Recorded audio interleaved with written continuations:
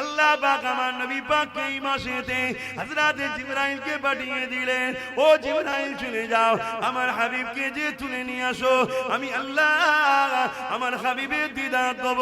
মুসা চেয়েছিল দেখতে পাইনি, অন্য নবীরা চেয়েছিল দেখতে পাইনি, অথচ ৭০,০০০ চুলের পর্দা ভেদ করে যখন তুর পাহাড়ে আমার তাজাল্লি পড়েছে, তুর পাহাড়টা পুরে ঝরঝর হয়ে গেছে। এ হযরত জিবরাইল বুরাক নিয়ে চলে যাও, আমার হাবিবকে যে তুলে নিয়ে আসো। হযরত জিবরাইল আলাইহিস সালাম চলে এলে, দুনিয়ার জমিনে চলে আসলো, এসে দেখতে লেগেছে আমার নবী পাক ঘুমাতে লেগেছে উম্মে হানি হুজুরের ঘরে।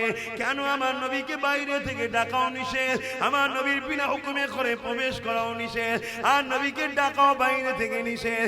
এই জন্য উম্মে হানি হুজুরের ঘরে আমার নবী পাক ঘুমিয়ে রয়েছে।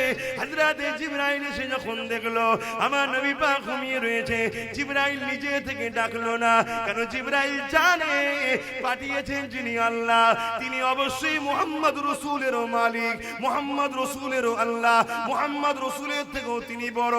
জিবরাইল জানে জানে জানে, তাও ডাকলো না কেন?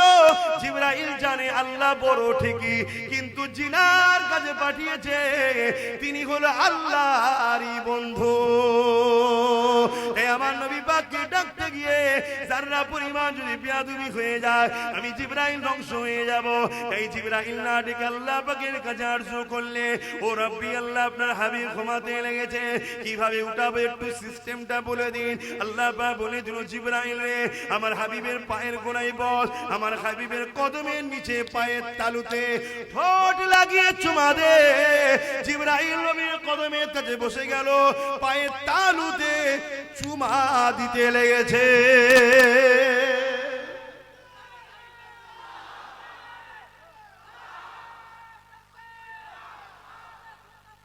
জিন্দাবাদ। এই যে চোখ বিদ দিচ্ছে কার? আল্লাহ। কি বলছে? আল্লাহ আকবার, আল্লাহু আকবার। আর আল্লাহ তিনি সবথেকে বড়, এটাই তো বলছিল এই সবথেকে মহান। কেন বললেন? প্রশংসা হচ্ছে নবীর, তো আল্লাহর তারিফ করলেন কেন? না, আল্লাহই তো বানিয়েছে। জোরে বলুন সুবহানাল্লাহ। ঠিক। আর আমি এখানে কি বললাম? আমি পা তুলে দেখালাম যে পায়ের তলায় চুমু খাও না, এটা তাহলে জিবরিলকে অপমান করা হবে। আমি কি দেখালাম? হাতের তালু দেখিয়ে বললাম পায়ের তালুর তলাতে চুমু খাও। আমি তো দেখাতে পারতাম পা তুলে, পায়ের তলায় চুমু না। এগুলো মাথায় রাখতে হয় বাপ, এগুলো মাথায় রাখতে হয়। মুফতি মাওলানা শুধু হলে হয় না, রক্তেরও একটা ব্যাপার থাকে বাপ, খারাপ নেবেন না। আবার রক্ত বললে অনেকের মাথা গরম হয়ে যায়, খারাপ নেবেন না বাপ। সমাজে বাপ মা ভুল করেছে, কি মা ভুল করেছে, কথা বুঝছেন না, বোঝেন না? বাপ কিভাবে বুঝায় আপনাদের ঘরে? আখরি জবানা তো, খারাপ নেবেন না তো, কিন্তু বুঝাতে হবে। হালকা বয়সে অনেক ভুল হয়ে যায়, ঠিক না? তো ঠিক। হ্যাঁ, বিয়ের আগেও ভুল হয়ে যায়, বিয়ের পরও। বিয়ের আগে একটা তবুও মাফ হয়ে যায়, বিয়ের পরে কিন্তু শাস্তি খুবই। কথা বুঝে আস? হালকা বয়সে তো ভুল টুল হয়ে যায়, বাপ বাইরে টাইরে কাজ কামের মধ্যে থাকে, অনেক সময় করবে সন্তান এসে যায়। বাকিটা বুঝতে পেরে গেছেন তো নাকি? কথা বলছে না তো? এই সন্তানকে এখন বাপ চেয়েছে, মা চেয়েছে মৌলানা করবো, সে সন্তান তো মৌলানা হবে, চেষ্টা করলে হবে না? কথা বলছে না তো? সে সন্তান কখনো রাসূলুল্লাহর পক্ষে কথা বলবে? রক্তের সমস্যা আছে বাপ, রক্তের সমস্যা। আমার নবীও বলেছে যে আমার বিরুদ্ধে যারা থাকবে জানবে তাদের রক্তের সমস্যা। কথাগুলো কি খারাপ লাগলো? আবার কিছু ওই দালালদের লোক আছে, তারা আমার কথাকে কেটে কেটে কেটে কেটে ছাড়বে। দেখো নবীর মেম্বারে কি বলছি, কি বলেছি, রক্তের সমস্যা। এই কথাটা কি নবীর মেম্বারে বলা ভুল হয়ে গেল? আল্লাহ কোরআনের মতো পবিত্র জায়গায় বলেছে, কোরআনের মতো পবিত্র কিতাবের মধ্যে আল্লাহ কি বলেছে শুনবেন না? খালিদ বিন মুগীরা, নামটা কি? খালিদ বিন মুগীরা সামান্য নবীকে গালি দেয়, কষ্ট দেয়, আঘাত করে। আমার নবী বড় দুঃখ পায়। আল্লাহ পাক আমার নবীকে আয়াত নাজিল করে করে সান্ত্বনা দেয়, বন্ধু খালিদ বিন মুগীরার কথা শুনে আপনি কষ্ট পেয়েছেন, হুজুর হাবিব কষ্ট নেবেন না, ও বদমাইশ, ও ধোঁকাবাজ, ও চোর, ও জুলুমকারী, ও ও সারাবি একটার পর একটা নবী পাক কি আল্লাহ ওলীদ বিন মুগীরার বুড়াই দিক বলে আল্লাহ নবীকে শান্ত দিচ্ছে যে হুজুর নবী আমার বন্ধু আমার মনে কষ্ট লিও না, তো খারাপ লোক বাজে লোক, ওর কথাই কেন কান দিচ্ছেন? বলতে বলতে আল্লাহ কি বলছে জানেন? বলবো শত শেষ আল্লাহ বলছে হাবিব ওলীদ বিন মুগীরা হলো অবৈধ সন্তান। কোরআন বলছে, কোরআন যারও সন্তান বলছে আল্লাহ কোরআন। তাহলে বলবে কি কথা কোরআনের মধ্যে? অতি ভক্তি আবার কিসের লক্ষণ? হ্যাঁ, আল্লাহ থেকে বেশি বুঝে গেছো না? আল্লাহ বলছে হাবিব মনে কষ্ট নেবেন না, ওলীদ বিন মুগীরা হলো অবৈধ সন্তান। ও যদি ভালো সন্তান হতো আপনাকে গালি দিত না। তো সবে কিয়ামত পর্যন্ত যুব সমাজ বাপ মা ভাই বোন মিলিয়ে নেবেন, যারা আমার নবীর বিরুদ্ধে লাগবে, যারা আমার নবীর শানকে ছোট করবে, আমার নবীর শানে গালিমালাক্ত করবে, আমার নবীকে উল্টো ভাষায় ডাকবে, এরা কোরআনের ভাষাতে কিয়ামত পর্যন্ত ওলীদ বিন মুগীরা এরা হলো বাপের যারা সন্তান, নয় নবীর বিরুদ্ধে বলতে পারে না।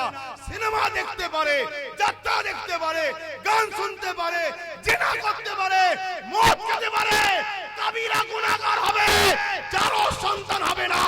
যারা সন্তান নয় আমার নবীকে খাটো করে, সে দাড়ি রেখে হোক আর দাড়ি চেঁচে হোক, টুপি পরে হোক, টুপি খুলে হোক, মুসলমান সেজে হোক, অমুসলিম সেজে হোক, মুফতি দাবি করে হোক, আর আম মানুষ হোক, মাদ্রাসা মসজিদ বানিয়ে হোক আর মাদ্রাসা মসজিদ ভেঙে হোক, নবীর বিরুদ্ধে যে বলবে সেই হলো যারা সন্তান। আমার সঙ্গে তারা একমত, হাত তুলে সাক্ষী দেন।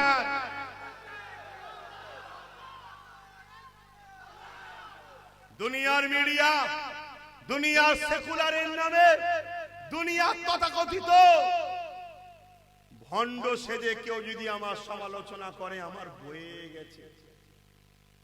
আমি হুজুরের জন্য চলো নারে তাকবীর, আল্লাহু আকবার। কিয়ামতের দিন আল্লাহর সামনে কুদরতির সামনে দাঁড়াবো। কি করেছিস? কিচ্ছু করতে পারিনি। আপনার সৃষ্টি, আপনি আমায় দিয়ে পাঠিয়েছিলেন, আমি এসেছি। জান্নাত দিলে আলহামদুলিল্লাহ, জাহান্নাম দিলেও কিছু করার আমাদের আছে। তবে খোদা বাপের জন্য ঝগড়া করি, মায়ের জন্য ঝগড়া করি, বন্ধুর জন্য ঝগড়া করিনি, জমি জায়গার জন্য ঝগড়া করিনি। খোদা মসজিদ মাদ্রাসা বানাচ্ছিলাম, লোক বলেছিল চাঁদা তুলে খেয়েছে, তার প্রতি উত্তর দিইনি, তার জন্য কখনো চিল্লাইনি। যখনই তোমার নবীর শানে কেউ বলেছে ভিখারির বাচ্চা, দুনিয়াকে প্রমাণ করে দিচ্ছ যার সন্তান, তাই চিল্লিয়েছি আল্লাহ কেন তোমার হাবিব, তোমার বন্ধু, যার সম্বন্ধে তুমিও চিল্লেছো, তুমিও বলেছো ওলীদ বিন মুগীরা যার সন্তান, কেন তোমার হাবিবকে কষ্ট দেয় কথা বলেছিল। শুনছেন না? এখন দুনিয়া বলবে হুজুর আপনি কি কথা বলছেন, কি কথা বলছেন মানে? আব্দুল্লাহ ইবনে উবাই বিশাল বড় দাড়ি, বিশাল বড় টুপি, বিরাট পাগড়ি, সিদ্দিক আকবরের কে সরিয়ে দিয়ে নবী পাকে সুজাসুজি নামাজ পড়তো। শুনছো? যদি ঈমান থাকে কথা নিতে পারবে আমার, আর ঈমান যদি না থাকে কথার মধ্যে কষ্ট হবে। যে সব কথা বড্ড বরাবরই এখন সব মিলে ঝুলে থাকা দরকার, এক হয়ে থাকা দরকার। কি সব করে হে কপাল ফাটা, এক হয়ে কি করবি? এক হয়ে কি করবি বলবি তো? আল্লাহর রহমত ছাড়া কখনো বাঁচা যায়? কথা বলেন, আল্লাহর রহমতটা কি বলবেন তো? আমি তো আপনাদের ছেলে জিজ্ঞেস করছি, বাপেদের ভাইদেরকে ভাই জিজ্ঞেস করছি, বলে আল্লাহর রহমতটা কি? সেটা কি? আল্লাহ সূরা আম্বিয়ার মধ্যে বলেন ওমা আরসালনাকা ইল্লা, বলো বলো, অনেক আয়াত শুনেছো, রাহমাতাল লিল। আল্লাহ দয়াটা হলো মুহাম্মদ রাসূলুল্লাহ, জোরে বলুন সুবহানাল্লাহ। এদিকে বলছো দয়া ছাড়া বাঁচা যাবে না, আর দয়ার বিরুদ্ধে যারা তার সঙ্গে দল করছে, তার সঙ্গে বলছে এক হতে হবে। মুনাফিককে সঙ্গে যদি এক হও, তোমার প্ল্যান পরিকল্পনা মুনাফিক যে প্রকাশ্য ইসলামের দুশমনকে বলে দেবে। শুনছো? পথে বাপ নবীর যে আমরা তার পীরের বেটাও যদি হয়, শুনছেন না শোনেন নে, নবীর যদি না হয় আমরা তার সাথে করে বলো নেই, কিন্তু তার গায়ে হুজুর মুজাদ্দিদ আমার পীরের খুন আছে, তার থেকে মুখ ঘুরিয়ে দেবো, ঘৃণা করবো। যাও, তোমার বাপ ভালো, দাদু ভালো, সব ভালো, তুমি যাও, তুমি আমার হুজুরের নাই। তোমার বাপ দাদু সারা জীবন হুজুর হুজুর হুজুর হুজুর করে নবী নবী করে মরে গেল, নবী নবী করে আল্লাহটাকে ছাড়াতে চলে গেল, তুমি সেই ঘরের ছেলে হুজুরের বিরুদ্ধে সঙ্গে মিশে গেছো, যাও। কিন্তু দাদা হুজুর কষ্ট না পায় এটাও মাথায় রাখা হবে, ঠিক তো নাকি? মানে তার সঙ্গে হুজুরের সম্পর্ক আবার খুব গভীর, আমাদের সঙ্গে অত গভীর নয়। কিন্তু কেউ যদি সাধারণ ঘরের লোক হয়ে দাবি করে মিশর থেকে পড়ে এসছে, মদিনা থেকে পড়ে এসছে, মসজিদ করেছে, কি করবো আমি? বলবেন তো আমি কি করবো? দাঁড়িয়ে আছে, আবু জেহেলের তো দাঁড়িয়ে ছিল, জানেন না? জানেন না? বলুন, জানেন? আবু জেহেল যখন ঘোড়ার পিঠে চেপে যেত, আবু জেহেলের দাঁড়ি দুদিক দিয়ে হাওয়ায় বেরিয়ে যেত, কানের পাশ দিয়ে এত বড় বড় দাঁড়ি ছিল, পাগড়ি ছিল আবু জেহেলের। শুনে রাখো, আবু জেহেল কাবার মেন দায়িত্বে ছিল, আবার এক সময় পুরো কাবার ক্ষমতা তার হাতে ছিল। তা কি হয়েছে? কিন্তু আবু জেহেলের অন্তরে আমার নবী ছিল না। অসুবিধা হচ্ছে? আর একটু বলি, হ্যাঁ, কিন্তু সময় নেই তো। আল্লাহ পার হয়ে গেছে, তাই ঘরে যেতে হবে, অনেক দূর ঘর। তোমাদের তো সব কাছাকাছি, টুকটুক করে ঢুকে পড়বে। কেউ তো বলবে না যে হুজুর আজকে থেকে যাও, সব তো বলবে না হয়ে গেছে তকবিতে তাড়িয়ে দেবো।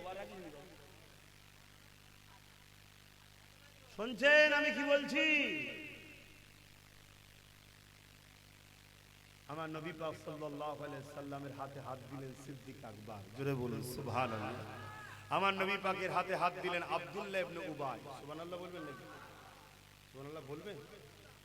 নাউজুবিল্লাহ। বাহ, কত সুন্দর শিখে গেছে, মানে স্পিডে বলে দিচ্ছে, কিন্তু যখনই নামটা পুরো শুনেছে বুঝতে পেরে নারী তো শয়তান দেবে, অমনি বলছে নাউজুবিল্লাহ, ঠিক না? হ্যাঁ, মুফতি মাওলানা বক্তা হুজুর দেখে নরেশ তকবীর আল্লাহু আকবার, যখনই তার চেহারা থেকে, কথা থেকে, ভাষা থেকে আসতে শয়তান বেরোয়, অমনি দূরে সরে যেতে হবে, ঠিক না? ঠিক। তা নবী পাক সাল্লাল্লাহু আলাইহি সাল্লামের পিছনে নামাজ পড়েছে, শুনছেন? আল্লাহ নবী যখন হজে গেলেন, আবু বকর সিদ্দিক নবী পাকের সাথে হজে গেলেন, আব্দুল্লাহ ইবনে উবাই সেও নবীর সাথে হজে গেছে।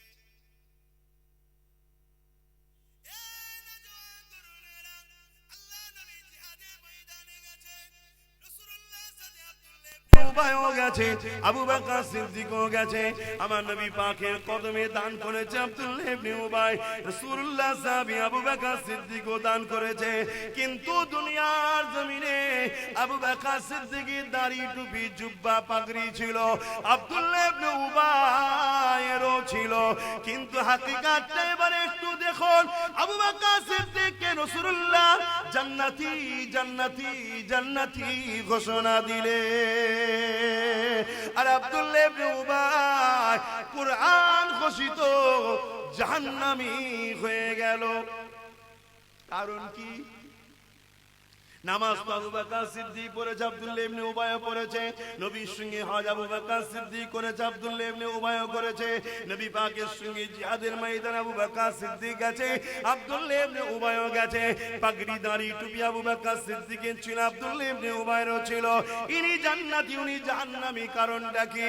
এই যুবকেরা, তরুণেরা, আবু বকর সিদ্দিককে জিজ্ঞাসা করা হলো, ও হযরত আবু বকর সিদ্দিক, কারণটা কি? আবু বকর সিদ্দিক বলে দিলেন, শুনে রেখে দাও, আব্দুল্লাহ ইবনে উবাই যা রয়েছে আমি আবু বকর আমারও তাই রয়েছে, কিন্তু আমার যা আছে ওর তা নাই। নামাজ, রোজা, দাড়ি, টুপি ওর রয়েছে, আমারও রয়েছে।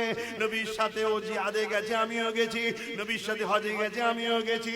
ও দাড়ি রেখেছে, আমিও রেখেছি। টুপি পরেছে, আমিও পরেছি। পাগড়ি আছে, আমারও আছে। ওর জুব্বা আছে, আমার আছে। ও দান করেছে, আমি দান করেছি। কিন্তু এই দিক দিয়ে ওর যা আছে আমারও তা আছে, কিন্তু আমার যা আছে ওর তা নাই। আমার দিলের মধ্যে আল্লাহ নবীর প্রেম ও আদব আছে, এটা ওর নাই। এজন্য সব টাকার পরেও জাহান্নামী, আর আমার ইমানের জন্য জান্নাতি। আরো জোরে বলুন সুবহান।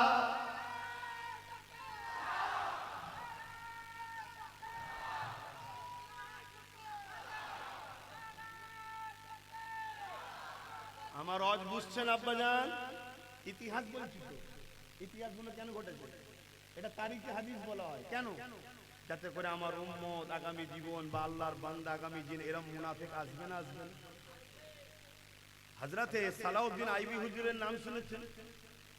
কথা বলে সালাউদ্দিন আইবি হুজুর 3000 আলেম ওলামা মুফতিকে কতল করেছিল। কত? এবং সালাউদ্দিন আইবি হুজুর মসজিদে আকসাকে যিনি উদ্ধার করেছিলেন এবং আমার নবীর দিদার পাওয়া লোক, জোরে বলুন সুবহানাল্লাহ। কত আলেম ওলামাকে কতল করেছে? 3000। কতল করার সময় বলছে আমার আফসোস, আল্লাহ আমাকে তুলে নিচ্ছে, এখনো যদি বেঁচে থাকতাম এখনো অনেকের গর্দান উড়িয়ে দিতাম। কেন হুজুর? না, এরা বড় বড় আলেম ওলামা মুফতি মাওলানা সেজে আছে, এগুলো সব ইসলামের দুশমন মুনাফিক। এরা এক একজনের পিছনে লক্ষ লক্ষ লোক নামাজ পড়তো। তৎকালীন সময় শাম, সিরিয়া, লিবিয়া এক এক জায়গায় এদের পিছনে জামে মসজিদে 1 লক্ষ 2 লক্ষ 5 লক্ষ করে লোক নামাজ পড়তো। কিন্তু এরা ভেতরে ভেতরে সব ইহুদি খ্রিস্টানদের সঙ্গে লেনদেনে বিক্রি হয়ে গেছিল। সালাউদ্দিন আইবি সেই সময় 3000 মুফতি আলেমকে কতল করেছে। আজকে বেড়েছে না কমেছে? পূর্ব ভারত পশ্চিম বাংলার মুসলমান একচেটিয়া ফুরফুরার পীর আবু বকর সিদ্দিককে মানে, ঠিক না বেটি? আরো হক সিলসিলা আছে, আমি ছোট করছি না, কিন্তু এই কথা সবাইকে মানতে হবে। পূর্ব ভারতে 100-র মধ্যে 95টা লোক দাদা হুজুরকে মানে। এই যে এক কাট্টা মুসলমানগুলো হয়ে আছে, এটাকে কখনো জালিম অত্যাচার ইসলাম বিদ্বেষী সরকাররা মেনে নিতে পারে না। তাই এরা চাই টুকরো টুকরো করে দাও এই মুসলমানগুলোকে, দাদা পীর থেকে ঘুরিয়ে টুকরো টুকরো করে দাও। এর জন্য গাড়ি লাগে দাও, বাড়ি লাগে দাও, টাকা লাগে দাও, মসজিদ বানাতে চাই পয়সা দাও, মাদ্রাসা বানাতে চাই পয়সা দাও, হেল্প করবে পয়সা দাও, যা খুশি দাও। এই মুসলিম একতাটাকে ভেঙে দাও, টুকরো টুকরো করে দাও। শুনছেন না? শোনেন না? এই বেঈমান গাদ্দার কিছু সমাজে জড়িয়েছে, এরা কাফের অত্যাচার মুনাফিক নেতাদের সঙ্গে একসাথে গুজুর গুজুর করে দেখবে, একসাথে গুজুর গুজুর করে হই হই করে টাকা লেনদেন করে। এদের লক্ষ্য আহলে সুন্নাত ওয়াল জামাতের পূর্ব ভারতের হেড অফিস হলো ফুরফুরাত দাদা হুজুর রহমাতুল্লাহ আলাইহি, যে দরবারের আমি একজন নগণ্যতম খাদেম। আরে আওলাদ রেখে দিয়ে যার ঘরের ব্যাপার, আমি খেদমত করতে এসেছি সিলসিলা, ঠিক না বেটি? আওলাদের দোহাই দিয়ে আমি কোনো জায়গায় বেরোতে চাইছি না। আমি তাই প্রথমেই বলেছিলাম আমি নবী পাক সাল্লাল্লাহু আলাইহি ওয়াসাল্লাম একজন দিনের খাদেম, নবীর গোলাম বলেছিলাম। তো ভাইরা আমার, তাই আপনাদেরকে বাঁচাবার স্বার্থে বলছি, ঈমান বাঁচান আর এক মুঠো হয়ে থাকুন। মোমেন মোমেন ভাই ভাই একতা হন। নবীর পক্ষের উলামারা এক হন। নবীকে ভালো যারা বাসেন এক হন। গোস্তাকে রাসূলদের থেকে যেমন দূরে থাকতে হবে, তেমন যারা ইসলামের প্রকাশ্য দুশমন তাদের বিরুদ্ধে আমাদেরকে সংগঠিত হতে হবে। না আগামী দিনটা আমাদের জন্য দুনিয়া আখিরাত ভয়ঙ্কর জায়গা আসছে। দুনিয়ায় যদি আমরা আল্লাহ ও রাসূলের পক্ষে কথা না বলতে পারি, আখিরাতে আল্লাহ আমাদেরকে ধরবে। আর দুনিয়ায় যদি আমরা সংগঠিত ঈমানের পাওয়ার না পাই, তাহলে আমরা কথা বলতেও পারবো না। বাপজান আমার, বুঝবেন মন দিয়ে। আমি যে কথাটা বলতে গিয়ে অন্যদিকে চলে গেলাম, একটু শুধু বলে দিয়ে সংক্ষেপ করব। কারবালার মাঠে তাহলে কি দেখলাম? একদিকে 72, অপরদিকে 22,000। শুনছেন তো নাকি? একদিকে 72, অপরদিকে 22,000 হলো এজিদ বাহিনী, 72 ইমাম পাক হোসাইন হুজুরের, তাই তো নাকি? 22,000-এর দিকেও কলেমা আছে, দাড়ি আছে, টুপি আছে, নামাজ আছে, আজান আছে। জানেন না কারবালায় এজিদ বাহিনী আজান দিয়েছিল? আরে বলবেন তা কি না? এসব ইতিহাসগুলো তো ভুলিয়ে দেওয়া হচ্ছে, এসব ওয়াজ করা হয় না। কেন করে না? এসব ওয়াজ করলেই মুনাফিক ধরা পড়ে যাবে। শুনছেন তো? অপর দিকে 72 ইনাদেরও কলেমা আছে, নামাজ আছে, রোজা আছে। আপনি কোন দিকে দাঁড়াবেন? কেন 22,000-এ তো দাড়ি, টুপি, নামাজ, রোজা, কলেমা সব আছে। অনেকে বলছে আমার দিকে এত মুফতি মাওলানা, তাহলে আমিও তো একটু দেখাবো নাকি? কি দেখবেন না? 22,000-এ 3,000 হাফেজে কোরআন ছিল, 3,000 মুফতি ছিল। এজিদের দিকে 22,000, 7,000 আলেম ছিল। সব মিলিয়ে 13,000 হাফেজে কোরআন মুফতি মাওলানা। এদিকে মাত্র 72 জন। আপনি কি এত মুফতি মাওলানার দিকে যাবেন নাকি? ও এর দ্বারাই ভালো বোঝেন না, না তাহলে এখানে বুঝবেন না। আখিরি জামানা, সেদিন যদি মুনাফিক মুনাফিকি করতে পারে, নবীর উম্মতদের ধোঁকা দিয়ে ইমাম পাকের বিরুদ্ধে লড়াই করে ইমাম পাক হুজুরকে শহীদ করতে পারে, তাহলে আজকের মুনাফিকরা মুনাফিকি করে দাদা পীরের সিলসিলাকে মিটিয়ে দিবার জন্য ষড়যন্ত্র করতে পারে না? পারে না? তুমি যদি দাদা হুজুরের প্রকৃত আওলাদ হও, সত্যি সচ্চা আওলাদ হও, তোমার সঙ্গে আব্বাস সিদ্দিকীর পছন্দ হয়নি, ভাই ভাই ঠুকুর মুকুর হয়েছে, এ ঘরে থাকতে গেলে হয় না? হয় না? চুপ করে নিজে বেরিয়ে যাও। যাকে ভালো লাগে অন্য দাদা পীরের আওলাদ পেলে থাকো, যদি কাউকে না ভালো লাগে দাদা হুজুর পাঁচ হুজুরকে ধরে তুমি চুপ করে নিজে একাই চলো। দাদা হুজুরের আওলাদের উপর নারাজ হয়ে, দাদা হুজুরকে আওলাদের উপর নারাজ হয়ে যে নবীর দুশমন কাফের বক্তার সাথে যুক্ত, আল্লাহ তোমাকে হেদায়েত করুক, বলুন আল্লাহুম্মা আমিন। আল্লাহ আমাকেও হেদায়েত করুক, বলুন আল্লাহুম্মা আমিন। আমার বাপজানেরা বুঝুন, পৃথিবী জুড়ে যুগে যুগে যুগে যুগে আমার নবীর থেকে উম্মতকে সরাবার হাজারো নাটক চলেছে। আপনারা নিশ্চয়ই জানেন, খারিজি বলে একটা দল ছিল, হযরত আলী হুজুরকে শহীদ করে দিয়েছিল। তাদের মূল ঢাল ছিল কোরআন। তাদের মূল ঢাল কি? কোরআন দেখিয়ে মানুষকে বুঝাতো, কোরআন দেখিয়ে মানুষকে বুঝাতো। কোরআন মানবে না আলী মানবে, কোরআন মানবে না আলী মানবে, কোরআন মানবে না আলী মানবে। সরল ফিরান সাধারণ মানুষরা তাদের ধোঁকায় পড়ে কোরআনের পক্ষে দাঁড়িয়ে গেল, কিন্তু হযরত আলীকে তারা শহীদ করে দিল।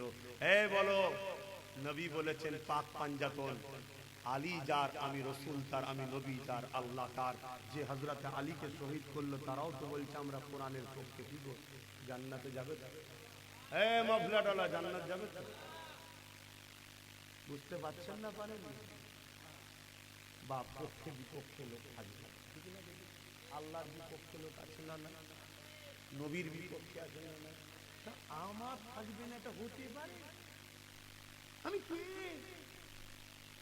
কিন্তু আপনি যদি আমায় ভালোবাসেন, আমার কথা আপনাকে দিলাম, নিবার হলে নেন, একমত হন, মজবুত হন, শক্ত হন, নিজের আকীদার উপরে মজবুত হন।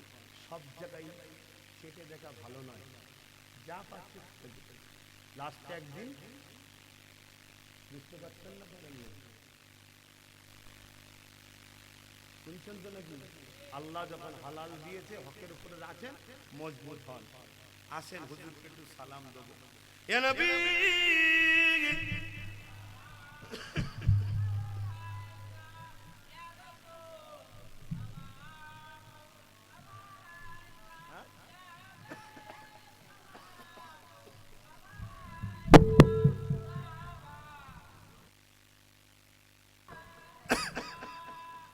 এই ঠান্ডা গরম হচ্ছে ভাই, দিনের বেলা জলসা করলাম গরম, এখানে যখন ঢুকছি ঠান্ডা, ভেতরে মানুষের নিঃশ্বাসে ঘেমে গেলাম।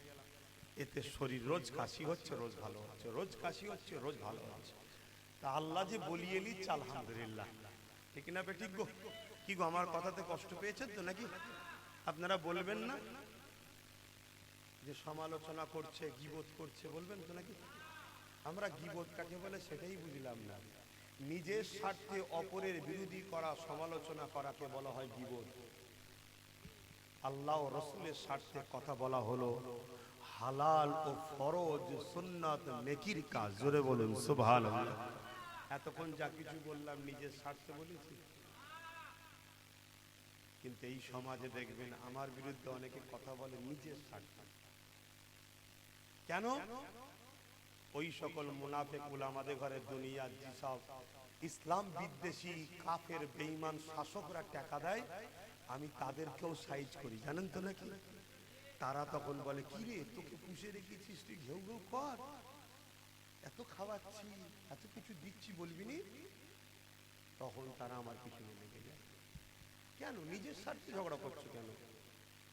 চলে আসো না, মোকাবেলা হবে আল্লাহ রসুলের জন্য। আমি যদি আল্লাহ রসুলের বিরুদ্ধে করে থাকি, বলো না, বলো, 100 বার বলা দরকার তো। আব্বাস সিদ্দিকী যদি আল্লাহ রসুলের বিরোধী হয়, আব্বাস সিদ্দিকীকে মৃত্যুদণ্ডের শাস্তি দেওয়া দরকার। শুনছেন না? শোনেন না? যারা আমার নবীর বিরুদ্ধে কথা বলে, তাদের বেঁচে থাকার এই জমিনের উপরে কোনো অধিকার নেই।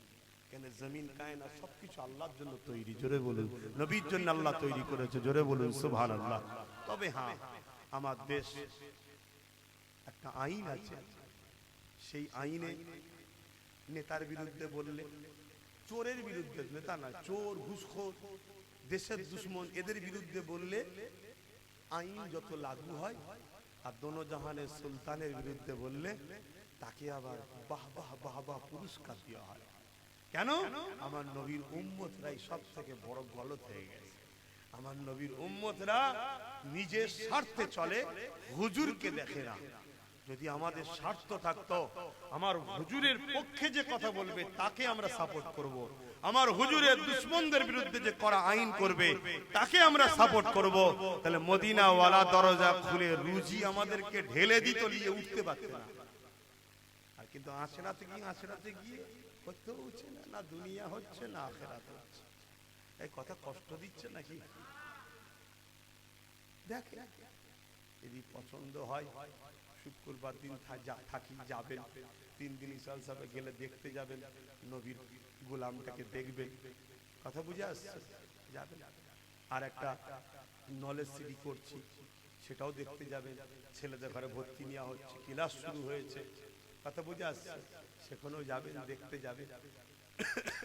এতিম গরিব বাচ্চা থাকলে যোগাযোগ করবেন, তাদের জন্য সম্পূর্ণ আমি পড়াবার ব্যবস্থা করব। কিন্তু গরিব হতে হবে, এতিম হতে হবে, এবং তার ব্রেনটা দেখতে হবে। না একজনের পিছনে খরচ করলাম, সে নিতে পারছে না, তারা করেছে। আমি তাকে ছোট করছি না, সবাইকে আল্লাহ সবকিছু দেয় না, ঠিক না বে ঠিক? আমি তাকে অবহেলা করছি না। তো যাই হোক আমার আম্মা বোনেরা, দেখুন জাহান্নাম বড় কঠিন হবে, আখিরাত বড় কঠিন হবে, কবর বড় কঠিন হবে, কেউ আসবে না কবরে। একটু বুঝে বুঝে চলুন। এই লড়াই হালুয়া রুটি খাবার লড়াই নয়। আব্বাস সিদ্দিকীর জলসা মনে হয় কমে গেছে, উত্তর 24 পরগনায় আসতে দেবো না, চাকা ঘুরতে দেবো না, তাই লড়াই হচ্ছে না বাপ, তার লড়াই নয়। আল্লাহ শুকর, অহংকার নয়, আল্লাহ শুকরিয়া। নবী পাক সাল্লাল্লাহু আলাইহি ওয়াসাল্লামের গোলামির ফল, জলসা নিয়ে উঠতে পারছি না, জলসা নিয়ে উঠতে পারছি না। আগামী কালকে বাংলাদেশ যাবার ডেট ছিল, কোথায়? কিন্তু বাংলাদেশে যা হচ্ছে যাবার মতো তো উপায় নেই, কথা বুঝে। সেই করোনা থেকে বন্ধ আছে, এখনো বন্ধ। এবারে যাবার নিয়ত করেছিলাম 5 দিনের জন্য, আগামীকাল যাবার ডেট ছিল, তারপরেও এখানে দাওয়াত হয়ে গেছে, বাংলাদেশ ক্যান্সেল করে দিয়েছে। খবর পেয়ে গিয়ে এখানে দাওয়াত হয়ে গেছে। কিভাবে দাওয়াত? শুধু 1 ঘন্টা যাবো, 1 ঘন্টা কি খাবো, একটু দোয়া করবো, 50,000 টাকা দেবে। কত ফতোয়া দিচ্ছে, কত ফতোয়া দিচ্ছে, জান খুলে দিকে যা। আমি ভাই তার কাছে চেয়েছি, তার পরিবার নিয়ত করেছে, তার পরিবার নিয়ত করেছে যে আমাকে যদি আল্লাহ পুত্র সন্তান দেয়, আমি আমার ভাইকে নিয়ে এসে দোয়া করাবো, আমি টাকা জমাচ্ছি, ভাইকে 50,000 টাকা দেবো। তা আল্লাহ যদি আমায় দেয়, আর আপনার কষ্ট হলে আমার কিছু করার আছে? এবার আমি নিয়ে খেয়ে পেট বড় করে ফেলেছি, আর না অন্য কিছু করছি, সেটা আমি জানি আর আল্লাহ জানে, আপনার জানার পর্যন্ত নেই। কারণ আপনি তো আমায় দেন না, আপনি আমায় দেন নাকি? দিচ্ছেন কে? আল্লাহ। কখনো এর মাধ্যমে, কখনো ওর মাধ্যমে, কখনো ওর মাধ্যমে, কখনো তার মাধ্যমে। তা আল্লাহ যখন দিচ্ছে, তাহলে আল্লাহ জানলেই কি যথেষ্ট। আমার পেটটা অনেক বড় হয়ে গেছে, তুই নাকি খেয়ে দে। আমি তো একে বলছিলাম, কোথায় গেল নাম, কামরুলকে, তুই এত কিছু করেছিস, কেউ যদি ফটো তুলে বাইরে ছেড়ে দেয় তা আরো পিছনে লেগে যাবে রে। তুই হুজুরকে ঘরে কত খাওয়াই রে, আর আমরা মলি সাহেবরা পাইনি। শুনছি না, শোনেন? আচ্ছা, রিজেকের মালিক কে? তা আমার কপালে আল্লাহ রেখেছে কিছু, সেটা আমার সামনে এসেছে। যা ছিল সব খেয়েছে না খেতে পেরেছি, মন যেচ্ছে, খাবার উপায় আছে না? কেন? সুস্থ থাকতে গেলে খাওয়া কমাতে হবে, একদম পিওর কথা বলে যাচ্ছে। যদি কেউ নেশায় খেয়ে ফেলেছে, তা সুস্থর 12টা বেজে যাবে। বেঁচে থাকাটা বড় কথা নয়, সুস্থ সবল থাকতে গেলে খাওয়া কমাতে হবে। আর দ্বিতীয় নম্বর, একেবারে লাইট খেতে হবে। যত হালকা ঝাল, হালকা তেল, হালকা মশলা খাবেন, তত জানবেন আপনি জানের আরাম, শরীরের আরাম, সব দিক দিয়ে আরাম। আর একদিনে সব খেয়ে ফেলবেন, রাস্তায় ফেরেশতা খুঁজে বলবে তোর রেজেক কম পড়ে গেছে। আমি হাসির ছলে বললাম, কিন্তু হাসি নয়, হাকিকাত। হাকিকাত। মানুষের হাতে ইচ্ছা শক্তি আল্লাহ দিয়েছে, মানুষ এই ইচ্ছা শক্তিকে কিভাবে নেবে তার উপর নির্ভর। বেশাক হায়াত মওত আল্লাহর হাতে, তাকদীরের হাতে, কিন্তু মানুষ নিজের মৃত্যুকেও নিজের ইচ্ছা শক্তিতে টেনে আনে। খারাপ নেবেন না, আমি শরীয়তের কথা বলছি। অবশ্যই মরণের হায়াতের মালিক আল্লাহ, অস্বীকার করছি না, কিন্তু আল্লাহ ইচ্ছা শক্তি দিয়েছে। আপনাকে আল্লাহ হায়াত দিয়েছে, আপনি সব দেখছেন বিষ খাবো, হ্যাঁ বলবেন, বিষ খাওয়ার পরও আল্লাহ হায়াত তাহলে মিটিয়ে দেবে, ঠিকই কথা, কথা ভুল কিছু নাই। আবার খেলেন। একজন সাহাবী ময়দানে, লড়াইয়ের ময়দানে এক সাহাবী হুজুর, তাহলে বলি যে এই কথা সমালোচনা হবে, খুব সমস্যা আজকাল, খুব সমস্যা, কিছু কথা বলে শান্তি নেই। এক সাহাবী ইসলামের জন্য লড়াই করতে করতে মাথাতে একটা নেজার আঘাত লেগে যায়। সাহাবী হাত দিয়ে এভাবে বসে পড়ে। কথা বুঝে আসছে? আল্লাহ নবী, নূর নবী, দয়ান নবী ওই সাহাবী হুজুর সম্বন্ধে বলেছিলেন যে এর হাতকে সরাবে না আর একে পানি যেন না লাগে। কিন্তু এইভাবে কতক্ষণ থাকবে? কোনো কারণবশত ওই সাহাবী পানি লেগে যায়, সাহাবী ইন্তেকাল করে। আল্লাহ নবী, নূর নবী, দয়ান নবী বললেন অবশ্যই তার মৃত্যু এভাবে ছিল, কিন্তু তোমাদেরও গাফলতি হলো ওসিলা। কিছু বুঝাতে পারলাম? পরবর্তীতে ওই সাহাবীর যখন রাস্তা খনন হয়, ওই সাহাবীর লাশও বাহির হয়েছিল, হাত এইভাবেই ছিল, যখন সরাতে যায় সঙ্গে সঙ্গে আবার রক্ত বাহির হয়। জোরে বলুন সুবহানাল্লাহ। কেন? সাহাবী হুজুররা মরো জিন্দা। জোরে বলুন সুবহানাল্লাহ। টাইম চলে যাচ্ছে ভাই, আমি সংক্ষেপ করছি। আসুন, সমালোচনা করবেন না, কিছু ভুল বুঝলে বলবেন, আমি বলে দেবো। অবশ্যই আমার ভুল হলে যদি উলামারা ধরিয়ে দেয়, আমি সেই বিষয়ে অবশ্যই তওবা ইস্তেগফার করব। কেন? আমি জান্নাতে যেতে চাই, আমি জাহান্নামে যেতে চাই না। আমি মানুষ, আমার ভুল হতে পারে, ঠিক আছে? আসুন। ইয়া নবী সালাম, ইয়া রাসূল সালাম, ইয়া হাবিব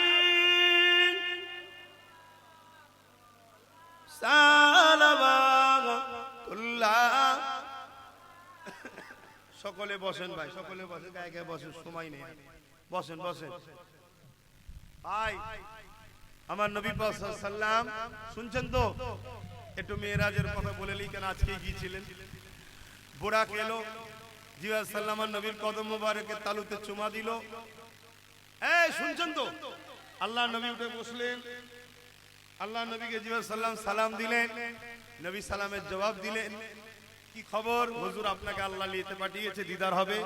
আমার নবী খুশি হয়ে গেলেন, আল্লাহ দিদারে যাচ্ছে। হুজুর তৈরি হয়ে গেলেন, বোরাকে উঠতে যাচ্ছে, বোরাক মাথা লাড়া দিচ্ছে। আমার নবী বোরাকে উঠবে, বোরাক মাথা লাড়া দিচ্ছে। জিবরাইল বলছে, বোরাক তুমি জানো কে উঠবে? জানি সব, তাহলে নিচ্ছ না কেন? বোরাক বলছে, হুজুর বড় আনন্দে আছে, আল্লাহর খুশিতে যাচ্ছে, দিদারে যাচ্ছে। এই সময় হুজুরের থেকে আমি একটা ভালোবাসার আবদার করব। কি? হুজুর জান্নাতে অনেক বোরাক থাকবে, আপনি আমার পিঠ ছাড়া অন্য কারো পিঠে চাপবেন না। আমার সামনে অন্য কারো পিঠে চাপলে আমি সহ্য করতে পারবো না। আল্লাহ নবী বললেন, যাও তোমার পিঠে চাপবো। জোরে বলুন সুবহানাল্লাহ। এই জায়গায় বলবো, বোরাক মানুষ নয়, একটা জন্তু, জীবের মধ্যেই পড়ে, যেটা জান্নাতে বহনকারী, আল্লাহ শ্রেষ্ঠ একটা জিনিস বহনকারী, কিন্তু মানুষ নয়, ফেরেশতাও নয়। তাহলে সেই বোরাক হয়ে যদি নবী চেনে, মাওলানা হয়ে নবী চিনতে পারলেন, তাহলে জানতে হবে চেনে, কিন্তু টাকার কাছে আমাদের ঈমান চুরি করার জন্য বিক্রি হয়ে গেছে, বা কপাল ফাটা জাহান্নামী। কথা বুঝে আসছে না? নাই। আল্লাহর নবী চলে গেলেন, বোরাক পিঠে চাপলেন। ওখান থেকে অনেক জায়গায় ঘুরিয়েছে, বাইতুল মুকাদ্দাসে নিয়ে গেছে। ওখানে হযরতে জিবরাইল আযান দিলেন। সমস্ত নবীরা কাতার দিয়ে দাঁড়িয়ে আছে, ইমামতির জায়গা ফাঁকা। কে ইমামতি করবে? কে করবে? কে করবে কে করবে, সমস্ত আদম নবী থেকে শুরু করে ঈসা নবী, নবীরা দাঁড়িয়ে আছে। এরকম একটা সম্মানীয় ব্যক্তিদের ইমামতি করবে কে? জিবরাইল আজান দিয়ে দিলেন, দিবার পরে আমার রাসূলুল্লাহ নূরের হাতটা আদব ধরলেন, ধরে ইমামতির জায়গায় নিয়ে যেয়ে বললেন, ইয়া রাসূলুল্লাহ আপনি তো ইমামুল আম্বিয়া, আপনি ইমামতি করবেন। জোরে বলুন সুবহানাল্লাহ। এ থেকে প্রমাণ হলো আমার নবী সমস্ত নবীদেরও নবী, আমার নবী সমস্ত নবীদের ইমাম, আমার নবী সমস্ত নবীদেরও সরদার। জোরে বলুন সুবহানাল্লাহ। কোন নবী আমার নবীর মতো নয়, তাহলে আমরা 2 টাকার মলিশা কি করে বলতে পারি যে নবী আমাদের মতো? শুনছেন তো নাকি? আমার নবী পাক সাল্লাল্লাহু আলাইহি ওয়াসাল্লাম নামাজ হয়ে গেল, অনেক বক্তব্য হলো, খুতবা হলো, আলোচনা হলো, প্রথম আসমানে গেলেন, নবীদের সঙ্গে দিদার হচ্ছে, 1টা 2টো 3টে 4টে 5টা 6টা 7টা আসমান পার করলেন, সঙ্গে সঙ্গে সিদরাতুল মুনতাহা গেল। সিদরাতুল মুনতাহায় জিবরাইল সাল্লামের থাকার জায়গা, ওই জায়গায় যখন নবী পাক সাল্লাল্লাহু আলাইহি ওয়াসাল্লাম গেলেন, ওখানে দেখতে লেগেছেন জিবরাইল দাঁড়িয়ে গেল। নবী পাক সাল্লাল্লাহু আলাইহি ওয়াসাল্লাম বললেন, জিবরাইল আগিয়ে চলো, সব জায়গায় তুমি আমার সাথে ছিলে, দাঁড়িয়ে গেলে কেন? একটু হক আদায় করে দিচ্ছি হুজুরের আজকে রাত তো, কিন্তু আমার কখন টাইম চলে গেছে খেয়াল নেই, ওয়াচ করেই দিচ্ছি। কিন্তু যে বিষয়গুলো বলিছি একটু দরকারও ছিল, ঠিক তো নাকি? হুজুরের জন্যই বলিছি। ইয়া রাসূলুল্লাহ আমাকে ক্ষমা করবেন যদি ভুল হয়, ইয়া রাসূলুল্লাহ আমাকে ক্ষমা করবেন যদি ভুল হয়। কি গো, বলা শিরক হয়ে গেল নাকি? হ্যাঁ, এখান থেকে বলছি ইয়া রাসূলুল্লাহ ক্ষমা করবেন, কপাল ফাটা, তোদের কাছে নবী দূরে থাকতে পারে, আমাদের জানের থেকে কাছে নবী আছে। জোরে বলুন সুবহানাল্লাহ। তো ভাইরা আমার, নবী পাক সাল্লাল্লাহু আলাইহি ওয়াসাল্লাম জিবরাইলকে বললেন, জিবরাইল চলো। জিবরাইল বলল, হুজুর আগে নূর আছে, এর থেকে 1 কদম আগে গেলে আমি পুরো ছারকার হয়ে যাব। আল্লাহর নবী বললেন, জিবরাইল তুমিও তো নূরের তৈরি। জিবরাইল বললেন, হুজুর আমি নূরের ঠিকই, কিন্তু আগে যে নূর আছে ওই নূরের তাজাল্লি সহ্য করার মতো একটাই নূর আছে, সেই নূরটা হলো মুহাম্মাদুর রাসূল। জোরে বলুন সুবহানাল্লাহ। আমার নবী পাক সাল্লাল্লাহু আলাইহি ওয়াসাল্লাম নূর আলা নবী। জোরে বলুন সুবহানাল্লাহ। অনেকে নবীকে নূর নবী মানতে অস্বীকার করে, এরা হলো গোস্তাকে রাসূল, নবী দুশমন, এরা আমাদের ঈমান চুরি করতে চায়। অবশ্যই নবী মানুষ, কিন্তু নূর আলা মানুষ।